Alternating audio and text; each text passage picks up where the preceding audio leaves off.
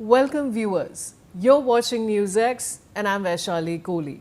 Now with just 2 weeks to go for the first phase of polling, voters across West Bengal are gearing up in full swing for the keenly contested 2026 assembly elections.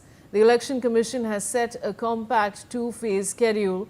152 seats will vote on April 23rd, while the remaining 142 constituencies will go to the polls on April 29. Results for all 294 seats will be declared on May 4. In cities and villages alike, political fever is rising. Campaign rallies, road shows and door-to-door outreach have intensified, with major parties releasing their vision documents and sharpening attacks on rivals. This is a special telecast on NewsX, where I'm being joined by my colleagues Renik Datta and Sanjay Sharma, who will speak to voters and get us what the pulse is on the ground. Renik Datta is joining me live from Salt Lake in Kolkata and Sanjay Sharma from Newtown. रेनिक, मैं आपके पास पहले आ रही हूँ. पहले तो आप मुझे ये बताइए कि voter sentiment on the ground क्या है, क्या उम्मीदें हैं वोटर्स की? जो वोटर्स है वो लोग बहुत सारे मुद्दे को सामने रखते हुए इस बार चुनाव में पार्टिसिपेट करने वाले हैं. उसमें से सबसे महत्वपूर्ण मुद्दा है पश्चिम बंगाल का बेरोजगारी. जिस तरीके से पश्चिम बंगाल में लगातार बेरोजगारी का संख्या बढ़ता हुआ नजर आ रहा है, जिस तरीके से पश्चिम बंगाल के नौजवान शहर छोड़कर बाहर जा रहे हैं काम के लिए, वो एक मुद्दा इस बार सबसे भारी होगा. दूसरी तरफ अगर देखा जाए तो पश्चिम बंगाल में महिला सुरक्षा, ये भी एक बड़ा मुद्दा बनने वाला है इस चुनाव में, ऐसा ही वोटर्स की तरफ से कहा जा रहा है. वोटर्स की तरफ से दो तीन चीजों को सामने रखा जा रहा है. पहला तो जिस तरीके से आजीकोट का घटना हुआ था, आजीकोट के घटने के बाद से पश्चिम बंगाल में जिस तरीके से प्रोटेस्ट चला था, वो मुद्दा एक सबसे महत्वपूर्ण है. और उसके साथ साथ अगर देखा जाए तो पश्चिम बंगाल में आजीकोट के बाद से लगातार जिस तरीके से महिलाओं के ऊपर अत्याचार का घटना सामने आया है, महिलाओं के ऊपर एसिड अटैक की घटना जिस तरीके से बढ़ता हुआ नजर आ रहा है, जिस तरीके से महिला का सुरक्षा को लेकर सवाल पैदा हो रहा है, वो एक बड़ा मुद्दा बनने वाला है.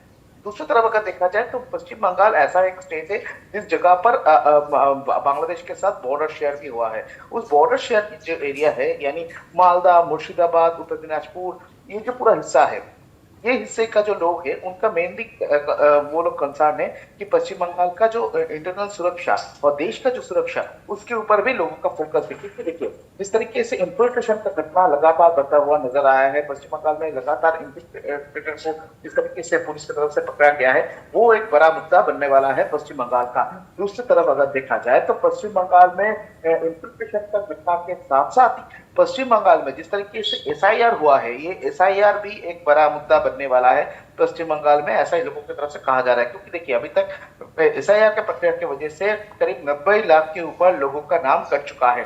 तो ये एक बड़ा मुद्दा बनने वाला है एसआईआर को. एसआईआर को लेकर लगातार पश्चिम बंगाल के मुख्यमंत्री ममता बनर्जी की तरफ से लगातार प्रोटेस्ट किया गया था.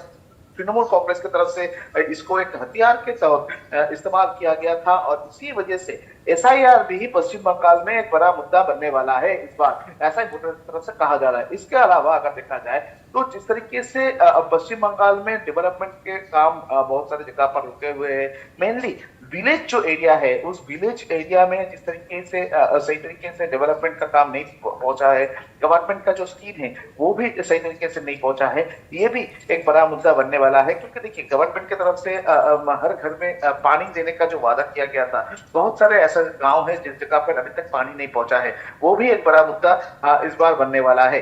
दूसरी तरफ अगर देखा जाए तो पश्चिम बंगाल में जो पश्चिम बंगाल का जो रूरल हिस्सा है, जिस जगह पर सबसे महत्वपूर्ण है जो लोग खेती बाड़ी करते हैं, उस खेती बाड़ी में जो लोग आलू का खेती करते हैं, उनका कहना है कि सही तरीके से भाव मार्केट में नहीं मिल रहा है. गवर्नमेंट की तरफ से उन लोगों के लिए सही प्राइस सेट करने का कोई बंदोबस्त नहीं किया जा रहा है.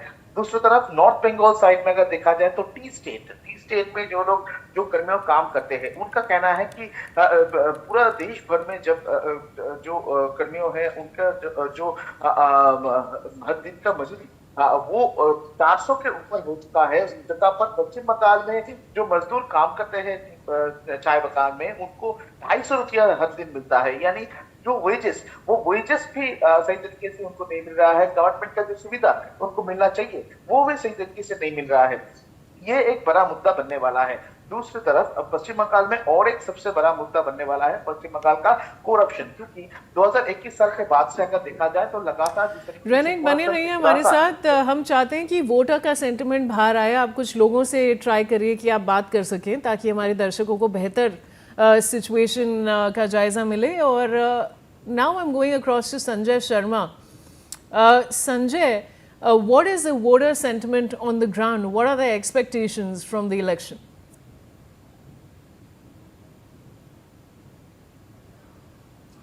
देखिए, बीजेपी का मैनिफेस्टो क्या होगा, संकल्प पत्र क्या होगा, उसमें क्या क्या हम आपको बताते हैं। यहाँ पर आप देख सकते हैं, यहाँ पर मंच पूरी तरह से सेट हो चुका है और भय पर भरोसा, ये बीजेपी की यहाँ पर टैगलाइन आप देख सकते हैं। ये जो पीछे जो पूरा जो पोस्टर बना हुआ है जिसमें अमित शाह, समीक भट्टाचार्य, शुभेंदु अधिकारी दिख रहे हैं, इनके ठीक ऊपर लिखा हुआ है भय पर भरोसा। और यहाँ पर जहाँ पर प्रधानमंत्री नरेंद्र मोदी और साथ में नीति नवीन की तस्वीर है, यहाँ पर भी लिखा हुआ भय पर भरोसा। तो भय पर भरोसा ये बीजेपी की बड़ी टैगलाइन होगी आज के संकल्प पत्र में। और संकल्प पत्र में कौन कौन से बड़े मुद्दे होंगे हम आपको बताते हैं। कल प्रधानमंत्री नरेंद्र मोदी ने इस बात के संकेत दे दिए थे अपनी चुनावी रैली में, हल्दिया में जो उनकी हुई थी, उसमें उन्होंने साफ कहा था कि जिस तरीके का नैरेटिव बनाने की कोशिश कर रही थी तृणमूल कांग्रेस की, अगर बीजेपी सत्ता में आती तो लोगों को न तो मछली मिलेगी न अंडा मिलेगा, दोनों चीजें यहाँ की जनता नहीं खा पाएगी। तो इस पर प्रधानमंत्री नरेंद्र मोदी ने बड़ी बात कही थी कि जब अगर बीजेपी की सरकार बनती है तो फिशरीज को बढ़ावा मिलेगा, मछली पालन को बढ़ावा मिलेगा और मछली का उत्पादन यहाँ पर बढ़ेगा और लोगों के मछली खाने पर किसी तरह का कोई प्रतिबंध नहीं लगेगा। तो ये जो नैरेटिव गढ़ने की कोशिश की थी तृणमूल कांग्रेस ने, उसको प्रधानमंत्री नरेंद्र मोदी ने सिरे से खारिज किया और उस नैरेटिव को पूरी तरीके से तोड़ा था। तो प्रधानमंत्री नरेंद्र मोदी ने कल और भी बड़ी बातें कही।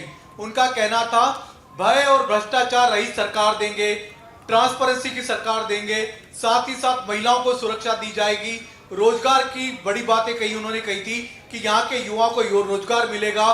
तो ये सारे के सारे मुद्दे आज जब केंद्रीय गृह मंत्री अमित शाह जब संकल्प पत्र जारी करेंगे, उनके संकल्प पत्र में ये सारे के सारे मुद्दे शामिल होंगे। तो भय पर भ्रष्टाचार, भय और भ्रष्टाचार मुक्त सरकार और भय नहीं भरोसा, ये बीजेपी के आज के संकल्प पत्र की टैगलाइन होगी। हम आपको मंच का दृश्य दिखाते हैं। यहाँ पर कुल मिलाकर के 7 कुर्सियां लगी हुई हैं।